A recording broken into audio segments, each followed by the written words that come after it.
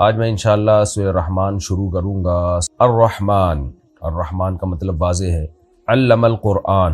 الرحمن یہ مبتدا ہے، علم القرآن اس کی خبر۔ علم القرآن، اس نے قرآن سکھایا۔ خلق الانسان، انسان کو پیدا کیا۔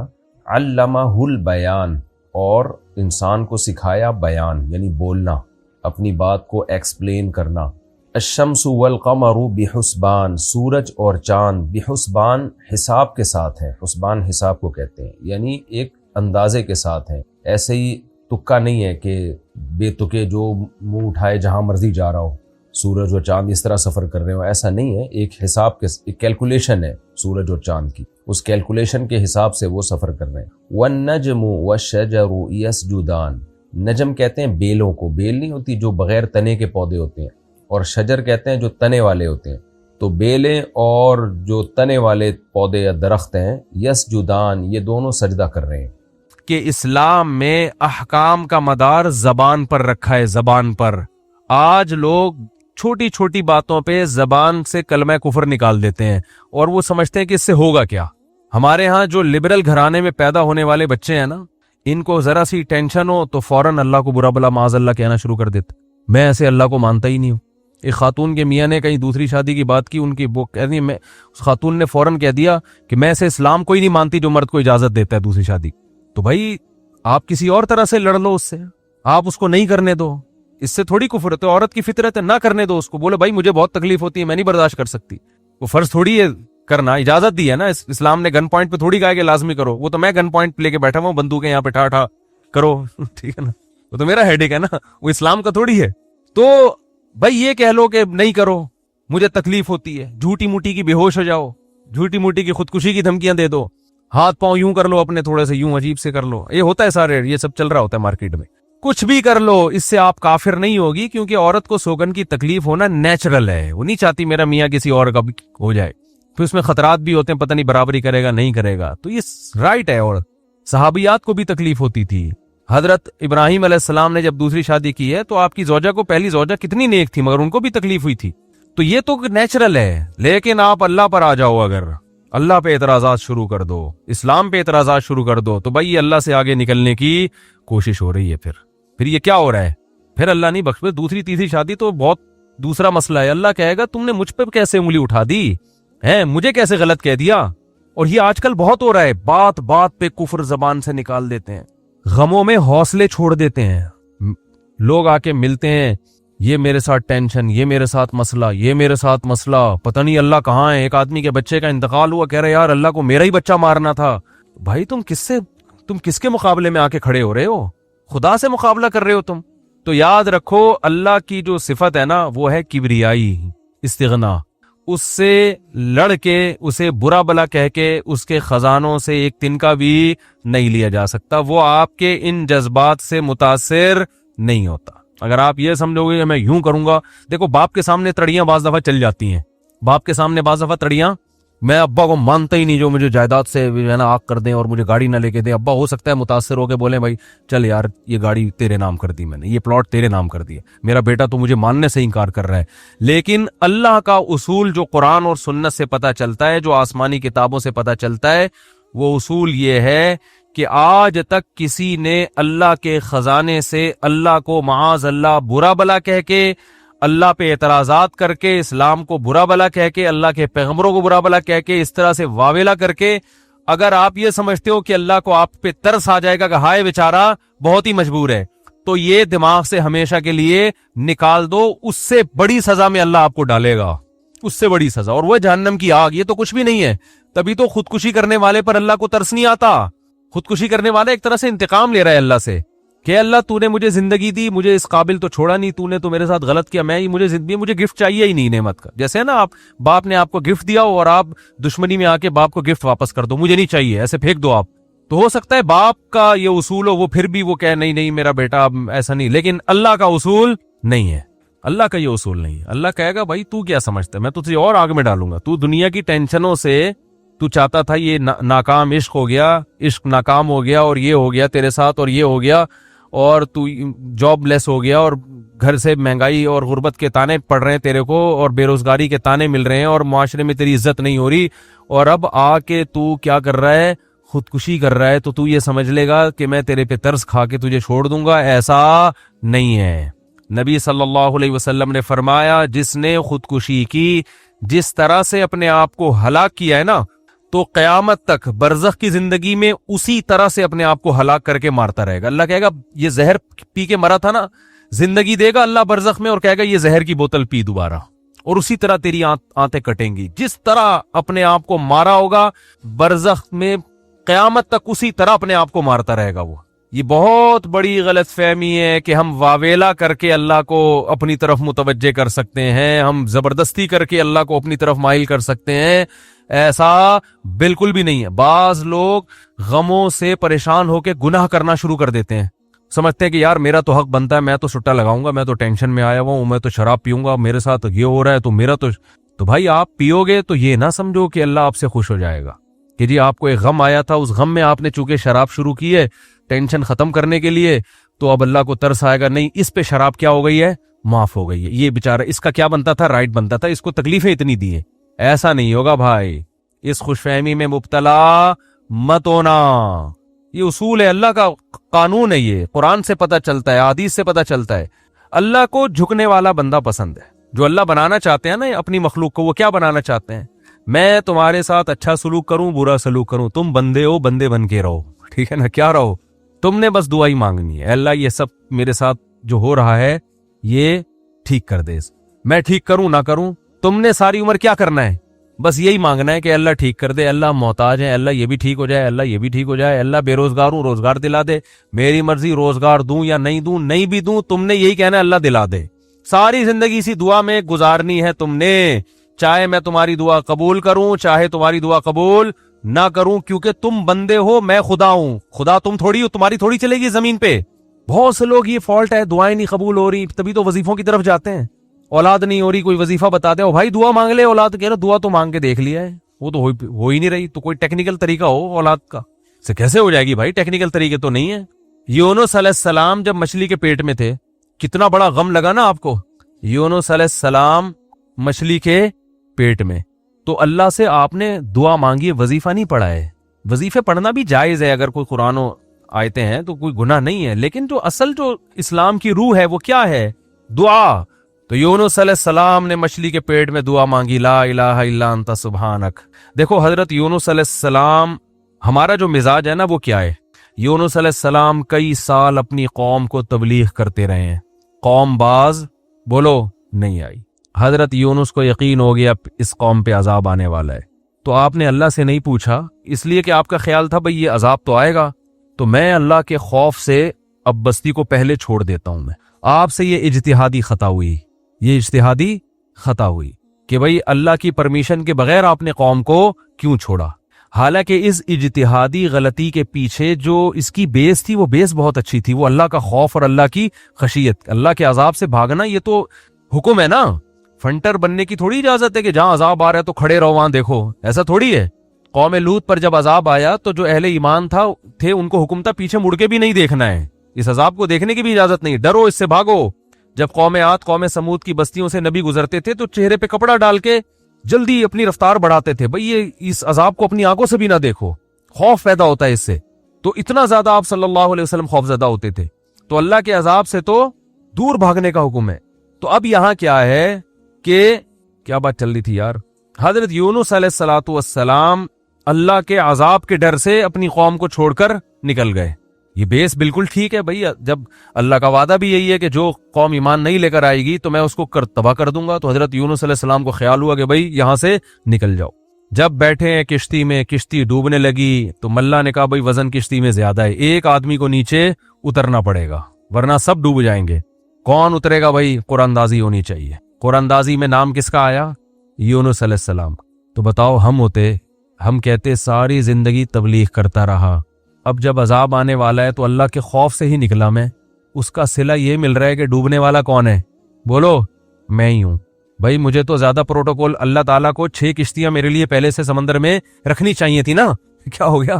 یہ ہماری سوچ تو یہی ہے کہ میں نے چونکہ فجر کی نماز پڑھی ہے تو میری دکان پہ کسٹمر 6 گنا زیادہ آنے چاہیے، پیسے سارے وہ کما رہے ہیں، نمازیں میں پڑھ رہا ہوں۔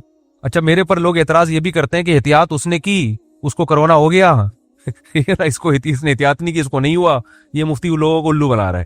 تو بالکل یہی ہے کہ نماز میں پڑھ رہا ہوں, روٹی کس کو مل رہی ہے, اس کو مل رہی ہے. احتیاط میں کہہ رہا ہوں, وہ کورونا بھی مجھے ہی ہو رہا ہے. ٹھیک ہے نا, ٹھیک ہے نا. تو اب اللہ سے تھوڑی کوئی لڑ سکتا ہے بھائی, تو اللہ کی مرضی, جو اب احتیاط کے باوجود بھی کسی کو بیماری لگا دے, اور ایسے ہے گلے مل رہے اور روزانہ چھینک رہے ہیں ایک دوسرے کے منہ پہ, انہیں کچھ نہیں ہو رہا, وہ تو اب اللہ کی مرضی, اللہ سے تھوڑی کوئی لڑ سکتا ہے. لیکن ہم تو ظاہر کے مکلف ہیں نا, ہم تو اسباب کے مکلف ہیں, تو اس لیے حکم دیا جاتا ہے احتیاط کا. تو خیر, جب تک کرونا ختم نہیں ہوگا ہم بھی آپ کا پیچھا نہیں چھوڑیں گے, یہ ذہن میں رکھو آپ. تھوڑا تھوڑا جیسے 4 شادیاں آتی ہیں نا تڑکے میں, اس طرح یہ بھی آتا رہے گا تڑکے میں, کیونکہ لوگ نہیں کر رہے احتیاط, تو کیا کریں. اچھا خیر, بات ہی کہاں چل رہی تھی.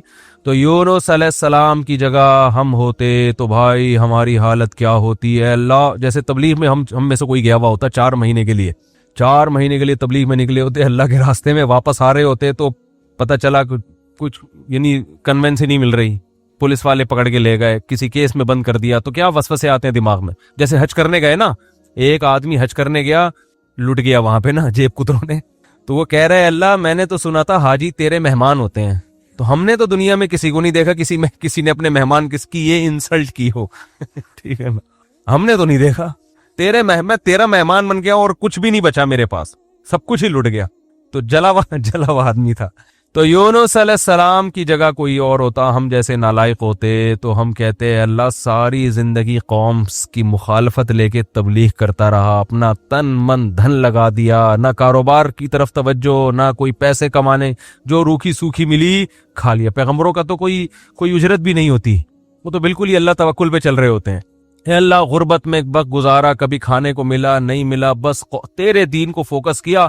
اب جب عذاب آنے والا ہے تیرا اس قوم پہ, تو تیرے خوف سے نکلا میں, جو تیرا ہی حکم ہے کہ مجھ سے ڈرو, میرے عذاب سے ڈرو. اب کم از کم کوئی 2-4 کشتیاں یا ہوائی بحری جہاز کوئی کھڑا ہوا ہوتا میرے استقبال میں, اور اگر نہیں تھا میں نے اپنے خرچے سے پہ کشتی لی ہے میں نے. ٹھیک ہے نا, ذمہ داری کس کی بنتی تھی اللہ, ذمہ داری تیری بنتی تھی کہ کشتی کا انتظام تیری طرف سے ہو. بھائی گورنمنٹ اگر کسی فوجی کو کسی مہم پہ بھیجتی ہے, اب جو امریکہ کے فوجی افغانستان آئے ہوئے ہیں, ان کو باعزت واپس نکالنا کس کی ذمہ داری ہے, بولو نا, امریکہ کی ذمہ داری ہے نا. تو تبھی تو فوجی کہہ رہے ہیں بھائی تم نے ہمیں عزت کے ساتھ جب بھیجا ہے, تو عزت کے ساتھ پٹھانوں سے بچا کے نکالنا کس کی ذمہ داری ہے, یہ امریکہ کی ذمہ داری ہے نا. تبھی امریکہ قطر میں کوشش میں لگا ہوا ہے کہ بھائی یہ کسی طرح اپنی عزت بچا کے واپس آ جائیں گے, اور بالکل صحیح کر رہا ہے امریکہ اپنے لحاظ سے, اس کا فرض بنتا ہے جب آپ نے فوجیوں کو بھیجا تو واپس بھی تو لے کر آؤ نا ان کو. تو بالکل میرے بھائی یہ بات ذہن میں آ سکتی تھی یونس علیہ السلام کے کہ اللہ یہ سب میں نے تیرے لیے کیا ہے, اب تیرا عذاب آ رہا ہے تو مجھے تو یہاں سے فرار ہونا ہے بستی سے, تو کشتی کا انتظام کرنا میرے ذمے نہیں ہے بلکہ کس کے ذمے ہے, تیرے ذمے. چلو میں نے اپنے خرچے پہ کر لی. اب اے اللہ تو خود ہی اگر ڈوب رہی, اول تو ڈوبنی نہیں چاہیے, تجھے تو یہ طاقت ہے کہ 100 آدمی بھی کشتی میں بیٹھ جائیں, جب تک تیری مرضی نہیں ہوگی کشتی کلٹی بولو نہیں ہوگی, یہ نہیں کلٹی ہو سکتی. دوسری آزمائش تو نے یہ آزمائش میں ڈال دے گی, کشتی کلٹی ہو رہی ہے, اور اگر کلٹی ہو بھی رہی ہے تو ایسے نالائق لوگ اس کشتی میں بیٹھے ہوئے ہیں. کار آمد تو صرف اس میں یونس علیہ السلام تھے, باقی تو سارے نالائق, کیونکہ مشرک لوگ تھے, سارے بت پرست, پان گٹکے والے, سگریٹ والے, تمباکو والے, سارے اس میں بیٹھے ہوئے ہیں. وہ تو پتہ نہیں کیا کیا نشہ کرتے ہوں گے, سارے ایک نمبر کے چور یہاں بیٹھے ہوئے ہیں کشتی میں. تو اللہ ان میں سے کسی کو تو خود ہی جو ہے نا ڈلوا دیتا. اور قرآن اندازی ہو رہی ہے تو نام کس کا آ رہا ہے, میرا نام آ رہا ہے, جس نے ساری زندگی تبلیغ کی. تو اور پھر کمال یہ کہ بڑی آزمائش کیا کہ چلو کشتی میں اگر چھلانگ لگا کے نیچے گرنا ہی تھا, ان لوگوں نے ڈال دیا بھائی آپ کا نام آیا آپ کو اترنا پڑے گا. تو تیرنے کا آپشن ہوتا ہے, کہیں تیرتے رہیں گے, کوئی ٹیلا آ گیا وہاں بیٹھ گئے, یا کسی نے دیکھ لیا کوئی رسی پھینک دی جیسے, یا کہیں کنارے پہ اتر گئے, جیسے ہی چھلانگ لگائی ہے ایک اور بڑی آفت, سمندر کی مچھلی نے آپ کو نگل لیا. کتنا خوف, ایک حرف زبان سے ناشکری کا نہیں نکل رہا پیغمبر کی کہ اللہ مروا دیا تو نے. تو یہ کیا خوف ہوتا ہے, سمندر کا اپنا ایک خوف ہے بھائی, کبھی یہاں نہیں سمجھ میں آئے گا, جاؤ سمندر میں جا کے پتہ چلے گا.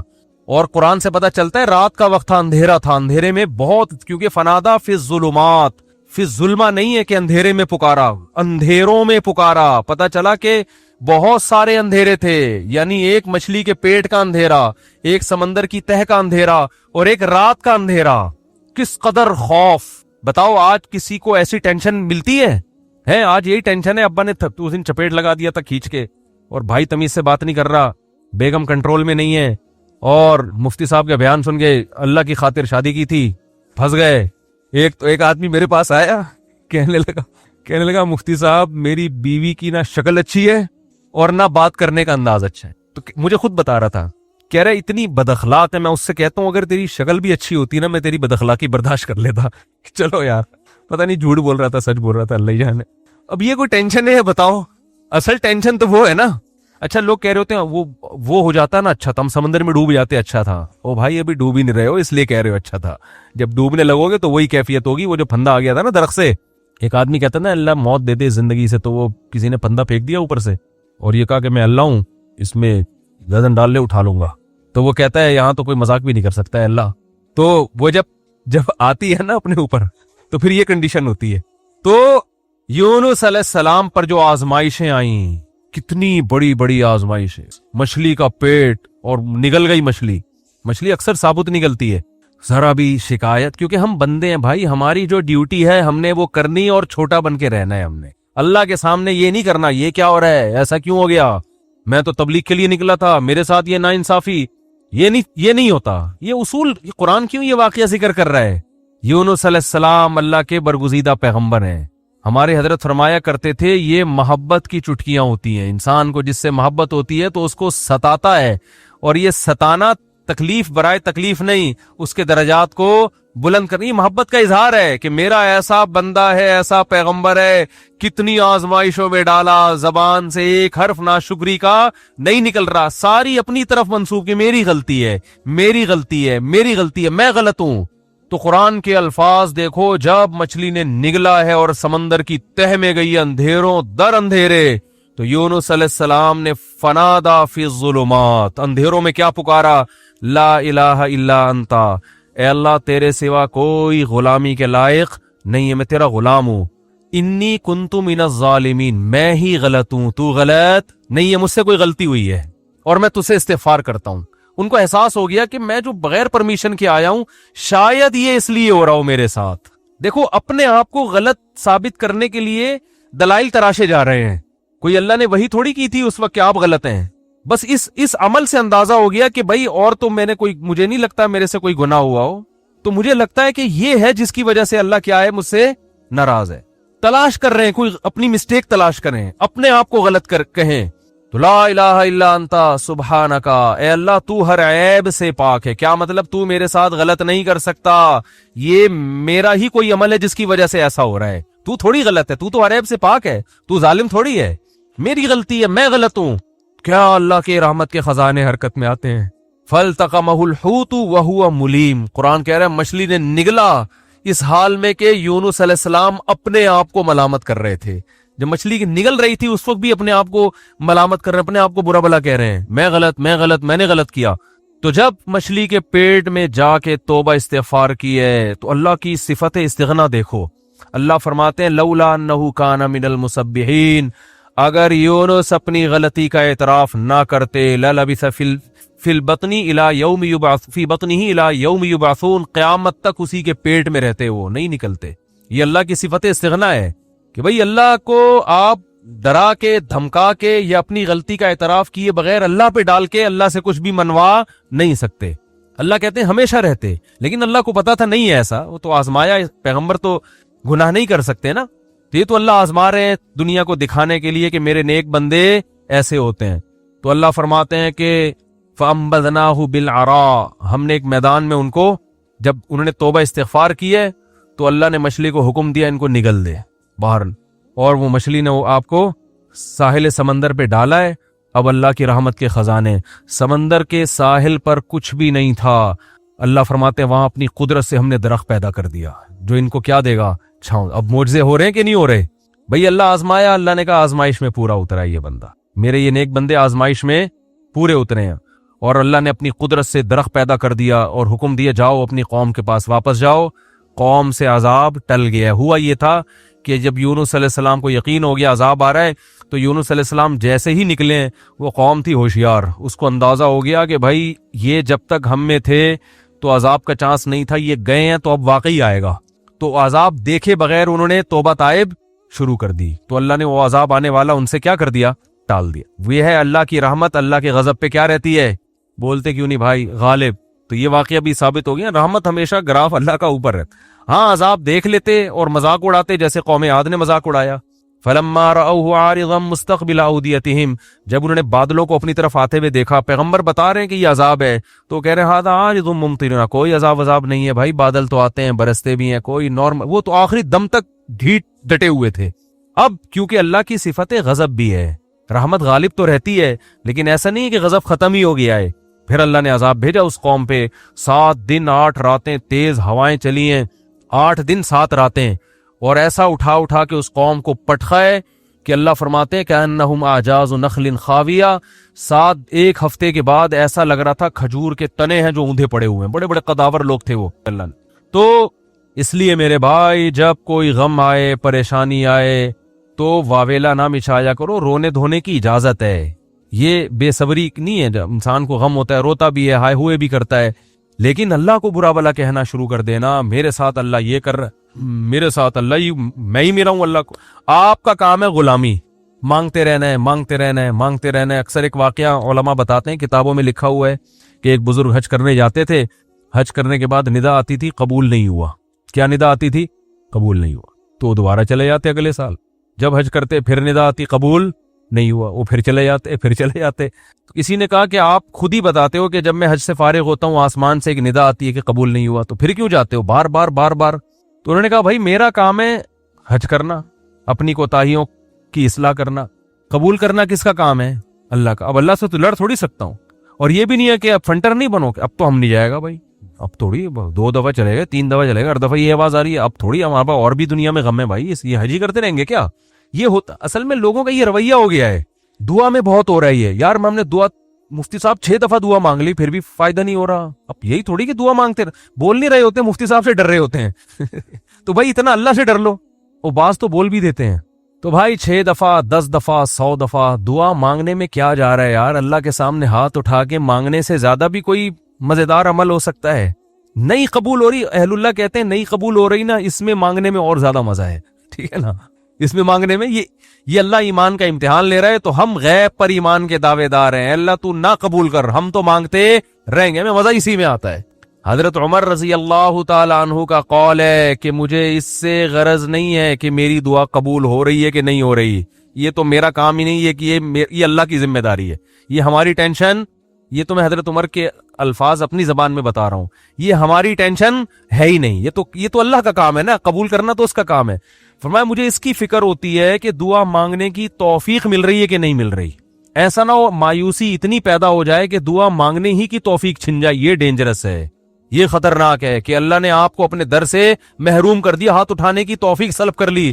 اور آج لوگوں میں یہ نظر آتا ہے دعا مانگنے کی توفیق نہیں مل رہی, کیونکہ ان کی پوری نظر اسباب پہ ہوتی ہے, اللہ پہ نظر ختم. یہ بہت خطرناک ہے. دیکھو اسباب پہ نظر رکھو گے, ہو سکتا ہے اسباب اختیار کر کے کام تو ہو جائے, لیکن اللہ کی جب عدالت میں کیس لے کے جاؤ گے, فائل داخل کرو گے, وہاں سے جو کام جب منظور ہوگا نا, اس کام کی نوعیت میں اور آپ کے کام کی نوعیت میں زمین اور آسمان کا فرق ہوگا. جب اللہ کے سامنے کیس لے گئے, کام خراب بھی ہوگا تو بنے گا, اور جب اسباب پہ نظر رکھو گے بنے گا بھی تو ہو سکتا ہے اس میں خیر نہ ہو, یہ کوئی الٹا کام ہو رہا ہو. جس کام سے آپ نے اللہ کو نکال دیا, اب اس میں خیر کی توقع نہ رکھیں. آپ بیمار ہوئے, صرف دواؤں پر اکتفا کیا ہوا ہے آپ نے, اللہ سے دعائیں نہیں مانگتے اور ضرورت بھی محسوس نہیں کرتے کہ چھوڑو یار, جب میں آگمنٹن کھا رہا ہوں, جب میں یہ سیرپ پی رہا ہوں, تو گورے بھی تو ٹھیک ہوتے ہیں نا بغیر دعا کے. کیا خیال ہے بھائی؟ جب وہ ٹھیک ہوتے ہیں تو مجھے دعا مانگنے کی کیا ضرورت ہے؟ تو عین ممکن ہے آپ ٹھیک ہو جاؤ, کیونکہ دوا اثر کرتی ہے, اللہ نے دنیا کو اسباب سے جوڑ دیا, لیکن یہ ٹھیک ہونا بھی آپ کے لیے نقصان کا ذریعہ بن سکتا ہے. اور آپ دعا مانگو دوا کے ساتھ, ہو سکتا ہے آپ ٹھیک نہ ہو, لیکن پھر ٹھیک نہ ہو کے بھی اس میں اللہ کیا ڈال دے گا؟ بولو نا, خیر ڈالے گا. اللہ اس میں خیر ڈالے گا. جیسے یونس علیہ السلام کو مچھلی کے پیٹ میں اللہ نے داخل کیا ہے ان کے درجے کو اور بلند کرنے کے لیے. اگر یونس علیہ السلام کے ساتھ یہ مچھلی والا واقعہ نہ ہوتا تو شاید یونس علیہ السلام کا ذکر قرآن مجید میں نہ ہوتا. کیونکہ پیغمبر تو لاکھوں آئے ہیں نا, سب کا تذکرہ تھوڑی ہے. اور نبی صلی اللہ علیہ وسلم نے حضرت یونس کی فضیلت الگ سے بیان کی ہے، فرمایا لا تفضلونی علی یونس، مجھے یونس پر فضیلت مت دو۔ حالانکہ دیکھو یہ تو اجماعی عقیدہ ہے کہ ہمارے نبی تمام پیغمبروں سے افضل ہیں، لیکن کیا مطلب نام لے کے میرے مقابلے میں یونس کو نہ لے کر آؤ کہ میں ان سے زیادہ افضل ہوں۔ کیوں؟ کیونکہ اس میں اس بات کا امکان تھا کہ شاید اس واقعے کی وجہ سے لوگ یونس علیہ السلام کی توہین نہ کر رہے ہوں کہ وہ اللہ کی پرمیشن کے بغیر چلے گئے تھے، تو کہیں اس واقعے کو بنیاد بنا کے لوگ ایسا نہ ہو کہ کہیں کہ ہمارے نبی تو افضل ہے، یونس علیہ السلام افضل نہیں ہے، کیونکہ ہمارے نبی تو بغیر پرمیشن کے کوئی کام نہیں کیا اور یونس علیہ السلام تو اللہ کی پرمیشن کے بغیر چلے گئے تھے۔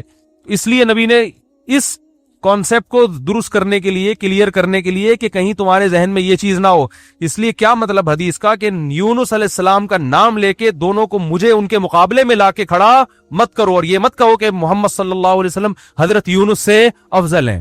حالانکہ افضل ہیں، لیکن جہاں بھی حضرت یونس کی توہین کا ذرہ برابر بھی شائبہ نکلتا تھا آپ صلی اللہ علیہ وسلم نے اس سے منع کر دیا، اس لیے کہ آپ صلی اللہ علیہ وسلم جانتے تھے کہ یہ جو کچھ یونس علیہ السلام کے ساتھ ہوا یہ اصل میں آپ کو بلند مرتبہ دینے کے لیے ہوا تھا، اور یہ بتانے کے لیے ہوا تھا کہ اللہ کی صفت استغنا کیا ہے، اور یہ بتانے کے لیے کہ اللہ سے لڑ کے کوئی چیز نہیں لی جا سکتی، اور یہ بتانے کے لیے کہ غموں میں، ٹینشنوں میں، پریشانیوں میں اللہ کے نیک بندوں کا رویہ کیا ہوتا ہے۔ اور میں آپ کی جنرل نالج کے لیے ایک بات یہ بھی بتا دوں کہ جس کا یہ لائف سٹائل ہوگا نا وہ ٹینشنوں میں بھی خوش رہے گا، ویسے ہی ٹینشن ختم کر لیتے ہیں اللہ اس سے، کیونکہ وہ ہر ٹینشن کو کس کی طرف سے سمجھ رہا ہے؟ اللہ کی۔ تو جب اللہ ہمارا ہے اور وہ اپنے بندوں کا اچھا چاہتا ہے تو اس میں ٹینشن دے گی بھی ہماری کیا ہوگی، اس میں خیر ہی ہوگی۔ اس نے یعقوب علیہ السلام سے جو بیٹا چھینا تو یعقوب علیہ السلام کو نوازنے کے لیے چھینا، یوسف علیہ السلام کو جو بچپن میں باپ سے الگ کر دیا مصر کا بادشاہ بنانے کے لیے کیا اس نے، نہ چھنتے نہ بادشاہ بنتے۔ تو ہمارا کام ہے ہر برائی اپنے کھاتے میں ڈالیں، سمجھ رہے ہو کہ نہیں سمجھ رہے، اور ہر اچھائی کس کی طرف منسوب کریں؟ اللہ کی طرف۔ دیکھو جن بھی یہ چیز جانتے ہیں، حالانکہ جن میں تو شر غالب ہوتا ہے، لیکن اس معاملے میں جن ہی ہم سے اچھے۔ سورہ جن میں ہے کہ 28ویں پارے میں 29ویں پارے میں ہے نا سورہ جن، اس میں اللہ تعالیٰ نے جنات کی تبلیغ کا تذکرہ کیا ہے۔ ہوا یہ تھا کہ رسول اللہ صلی اللہ علیہ وسلم قرآن مجید کی تلاوت فرما رہے تھے تہجد میں، مسجد جن وہاں مکہ میں موجود بھی ہے، تو جنات کا ایک وفد وہاں سے گزرا، انہوں نے جب قرآن سنا تو بڑے حیران ہوئے، یہ تو بالکل ویسا کلام ہے جیسا موسیٰ علیہ السلام پر نازل ہوئی تھی تورات اور حضرت عیسیٰ پہ انجیل، یہ تو بالکل ویسا کلام ہے۔ یعنی ان کو اندازہ ہوا کہ یہ پیغمبر ہیں، وہ ہو سکتا ہے جن بھی پڑھے لکھے ہوں، یعنی اہل کتاب میں سے ہوں، تو وہ اچھا اس میں توحید کا بیان بھی تھا، تو وہ جنات جا کے اپنی قوم کو تبلیغ کرنے لگے۔ اچھا پھر ایک اور واقعہ یہ ہوا تھا کہ جنات جب آسمانوں پہ جاتے تو شہاب ثاقب کے ذریعے ان کا آسمانوں پہ داخلہ بند کر دیا گیا، تو یہ خبر بھی جنات میں پھیل گئی کہ پہلے ہم جاتے تھے کچھ نہیں ہوتا تھا، اب جانا روک دیا جا رہا ہے۔ یہ جو شہاب ثاقب ہوتے ہیں نا چنگاریاں، اس پہ سائنسدان اعتراض کرتے ہیں یہ تو ویسی رگڑ لگنے سے وہ یعنی ستاروں کے ایک ٹکڑے، سیاروں کے ٹکڑے ٹوٹتے ہیں، رگڑ لگنے سے یہ ہوتا ہے، تو یہ کوئی اسلام کے منافی نہیں ہے۔ اللہ تعالیٰ کسی جن کو مار سکتے ہیں اس کے، فرشتے کسی جن کو مار سکتے ہیں اس کے ذریعے، رگڑ بھی لگے اور وہ جل بھی جائے اور جن بھی مر جائے، تو اس میں کون سا کوئی وہ ہمیں جن تھوڑی نظر آ رہا ہے، ہمیں تو وہ شہاب ثاقب جاتا ہوا نظر آ رہا ہے۔ اور یہ بھی ضروری نہیں ہے کہ جب بھی شہاب ثاقب ٹوٹے تو کوئی جن ہی مر رہا ہو، اس سے اتفاقی حادثہ بھی ہو سکتا ہے۔ یہ تو اسلام نے یہ نہیں کہا کہ جب بھی آسمان پہ آپ کو رگڑتا ہوا ستارے کا ٹکڑا نظر آئے گا تو وہ جن ہی ہے جس کے پیچھے جا رہا ہے۔ وہ بعض دفعہ ایسے ہوتا ہے کہ جنات کا تعاقب ہوتا ہے اس کے ذریعے، تو یہ نبی کے دور میں ہوا، اور اس کی دلیل یہ ہے کہ جب قرآن کی آیتیں نازل ہوئی نا کہ جنات نے کہا کہ ہم جب جاتے ہیں تو شہاب ثاقب آتا ہے، تو اس پر کسی مشرک نے اعتراض نہیں کیا کہ یہ تو پہلے بھی آ رہے تھے، اب تھوڑی آ رہے ہیں، کوئی نیا واقعہ تھوڑی ہے، یہ تو پہلے بھی آ رہے ہیں۔ تو جنات نے یہ کہا کہ ہم نے دیکھا ہے کہ ہمارا اوپر داخلہ بھی کیا ہو گیا، منع ہو گیا، تو دنیا میں کوئی بڑا واقعہ ہوا، تو واقعہ انہوں نے دیکھا کہ بھائی یہ قرآن نازل ہو رہا ہے اور یہ کوئی دنیا میں نیا مذہب آیا ہے اور یہ پیغمبر ہیں، تو انہوں نے جا کے اپنی قوم کو تبلیغ کی، جس کا سورہ جن میں تذکرہ ہے۔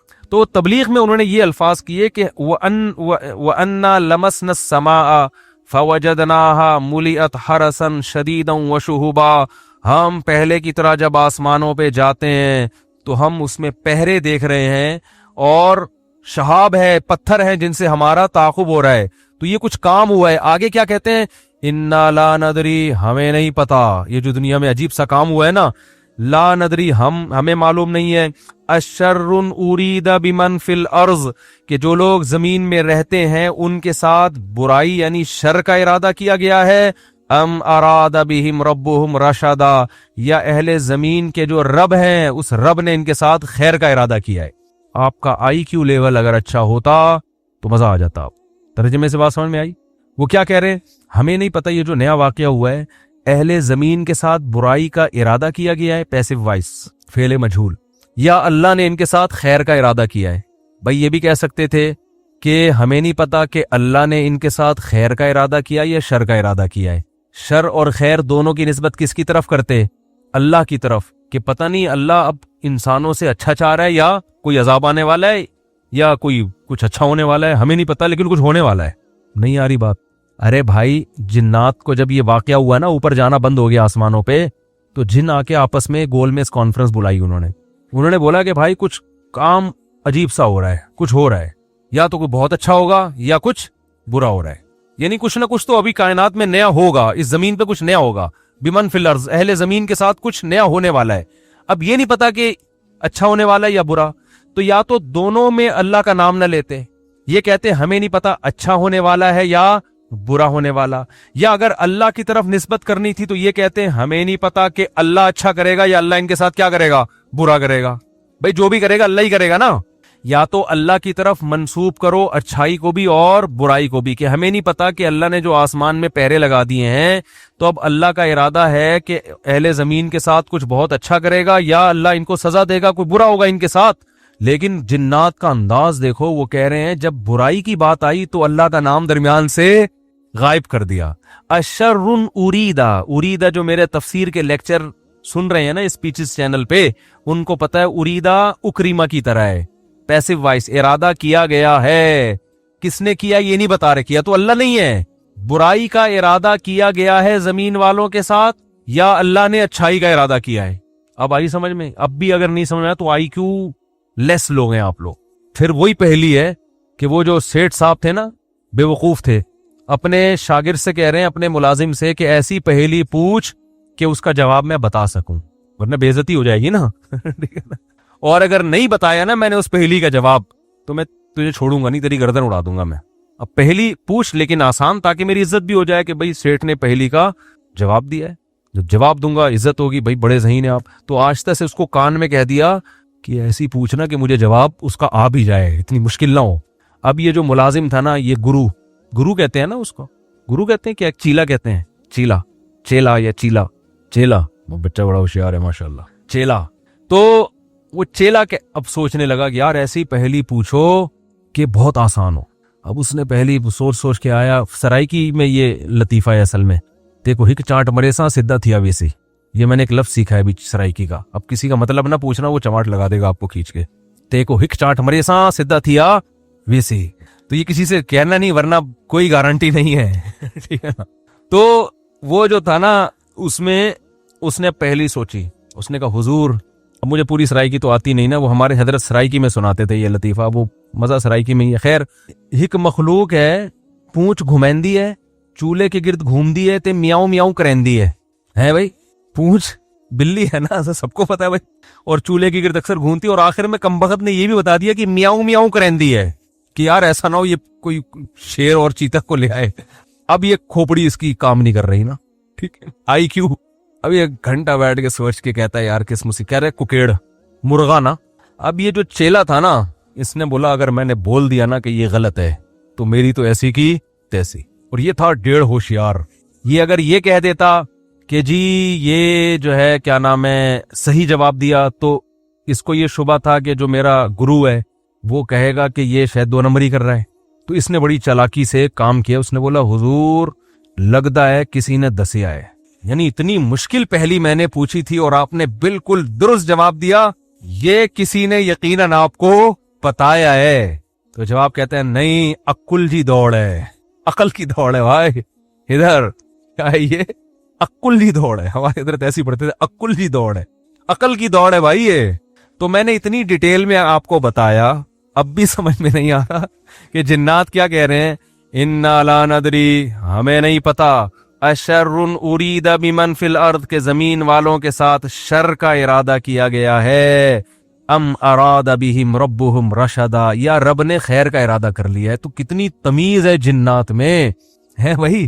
حالانکہ شر کا ارادہ بھی اگر کیا تو اللہ نے کیا ہے, خیر کا ارادہ بھی کیا تو کس نے, لیکن قرآن جنات کے ان الفاظ کو نقل کر کے, قرآن نا سمندر ہے, بہت سارے مضامین قرآن میں ہوتے ہیں, ایک ایک آیت میں بہت ساری چیزیں نکل رہی ہوتی ہیں. تو یہاں یہ جہاں یہ بات ثابت ہو رہی ہے, تبھی تو فقہا نے بیان کیا نا کہ قرآن اور حدیث سے استدلال 4 طریقوں سے ہوتا ہے, عبارت النص, اشارت النص, اقتضاء النص اور دلالت النص. 4 طریقے ہیں جہاں سے فقہا قرآن اور سنت سے مسائل نکالتے ہیں, جو اصول فقہ میں پڑھائے جاتے ہیں. جو آج کل جو نئے محقق آ رہے ہیں نا مارکیٹ میں, انہوں نے ان میں سے کوئی اصول بھی نہیں پڑھا ہوتا. تو اس سے یہ بھی پتا چل رہا ہے قرآن تمیز بھی سکھا رہا ہے ہمیں کہ جنات سے تمیز سیکھ لو, ہمیشہ شر کی نسبت اپنی طرف کرو. صحیح ہے نا, میری وجہ سے ایسا ہوا, یہ ساری خرابی کس کی وجہ سے ہوئی ہے, میری وجہ سے ہوئی ہے.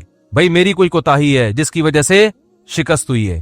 جیسے غزوہ احد میں شکست ہوئی تو صحابہ نے تو اپنے آپ کو جھونک دیا تھا, شکست ہو گئی تو قرآن نے کیا کہا, تمہاری وجہ سے ہوئی ہے. ٹھیک ہے نا, تم نے پیغمبر کی اس معاملے میں اطاعت نہیں کی. صحابہ نے یہ نہیں کہا واہ ہم مدینہ چھوڑ کر آ گئے پیغمبر کے لیے, ہے بھائی اتنے ساری ہم نے قربانیاں دے دیں اور اسباب کی دنیا میں کامیابی کی امید نہیں تھی, پھر بھی ہم نے اپنے آپ کو میدان جنگ میں لے جا کے جھونک دیا.